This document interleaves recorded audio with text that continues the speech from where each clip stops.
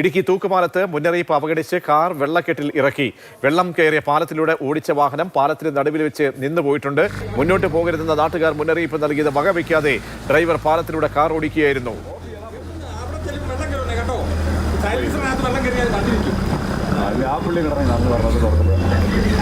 രണ്ടുപേരും നടന്നു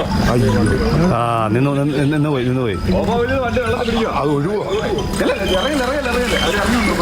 ഒഴിവാണോ? അവനൊക്കെ തോക്കാനെ പിടിച്ചവരെ പോട്ടെ, നിങ്ങൾക്ക് വേറെ പണിയില്ലേ? തോക്കാനെ പിടിച്ചവർ പോണം. പണിയായി.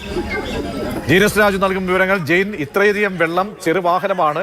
നാട്ടുകാർ പറയുന്നുണ്ട്, നാട്ടുകാർക്കറിയാം അവിടുത്തെ അവസ്ഥ. ഇതൊന്നും പറഞ്ഞിട്ട് വകവയ്ക്കാതെ വരുത്തി വെച്ച വിന. എന്താണ് സംഭവിച്ചത് ജെയിൻ? പ്രതീക്ഷ, ഇത് തൂക്കുപാലത്താണ് ഈ സംഭവം നടന്നത്. നമുക്കറിയാം, ഇന്ന് രാവിലെ തൊട്ട് നമ്മൾ റിപ്പോർട്ട് ചെയ്യുന്നതാണ്. കനത്ത മഴയായിരുന്നു. അവിടെ കൂട്ടാറ് കരകവിഞ്ഞൊഴുകിയാണ്. പല സ്ഥലത്തും വെള്ളക്കെട്ട് രൂപപ്പെട്ടിരുന്നു. ഈ വണ്ണപ്പുറം കമ്പംമേട്ട് അന്തർ സംസ്ഥാന പാതയുണ്ട്. ആ പാതയിൽ പല സ്ഥലത്തും വാഹനം മുന്നോട്ട് പോകാൻ കഴിയാതെ മണിക്കൂറുകളോളമാണ് കാത്തു നിന്നത്. നമ്മളടക്കം അത്തരത്തിൽ കാത്തു നിൽക്കേണ്ടി വന്നിരുന്നു.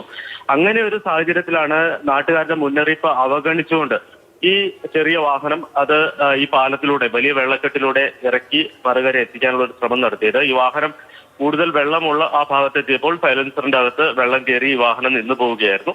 തുടർന്ന് ആ വാഹനത്തിൽ നിന്ന് യാത്രക്കാർ ഇറങ്ങി പുറത്തേക്ക് കാൽനടയായി പുറത്തു വരുന്നത് നമുക്ക് ദൃശ്യങ്ങൾ കാണാം. ഇതിനുശേഷം ഈ വാഹനം പിന്നീട് ഒഴുകി പോകാതിരിക്കാൻ അവിടെ കെട്ടി നിർത്തുകയായിരുന്നു നാട്ടുകാരുടെ സഹായത്തോടെ. നാട്ടുകാർ മുന്നറിയിപ്പ് നൽകിയതാണ് മുന്നോട്ട് പോകരുതെന്ന്. പക്ഷെ അത് അവഗണിച്ചുകൊണ്ട് മുന്നോട്ട് പോയതാണ്. ഇപ്പോൾ വാഹനത്തിന് കാര്യമായിട്ടുള്ള തകരാറ് സംഭവിച്ചിട്ടുണ്ട്. കാരണം എഞ്ചിനകത്ത് വരെ വെള്ളം കയറി ഇരിക്കാനാണ് സാധ്യത. എന്തായാലും ഈ വാഹനത്തിലുണ്ടായിരുന്നവർ പരിക്കുകളൊന്നും ഇല്ലാതെ രക്ഷപ്പെട്ടു എന്നുള്ളതാണ് നമുക്ക് ലഭ്യമാകുന്നത്. ജെയിനാണ് വരുന്നത്. 8ന്റെ പണി ചോദിച്ചു വാങ്ങുകയാണ്. കാരണം ഇത്തരം മഴ വെള്ളം കയറുന്ന സമയത്തൊക്കെ തന്നെ പരീക്ഷണത്തിന് മുതിരരുത്.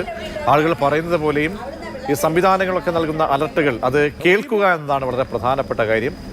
യാത്രകൾ കഴിവതും മലയോര തീരദേശ പ്രദേശങ്ങളിലേക്കൊക്കെ തന്നെ ഈ മഴ രൂക്ഷമായിട്ടുള്ള വെള്ളക്കെട്ട് അധികമായിട്ടുള്ള മണ്ണിടിച്ചിൽ സാധ്യതയുള്ള മേഖലകളിലൊന്നും കഴിവതും പോകാതിരിക്കുക ഈ ദുർഘട നിമിഷങ്ങളിൽ എന്ന് ഒരിക്കൽ കൂടി പറയുകയാണ്.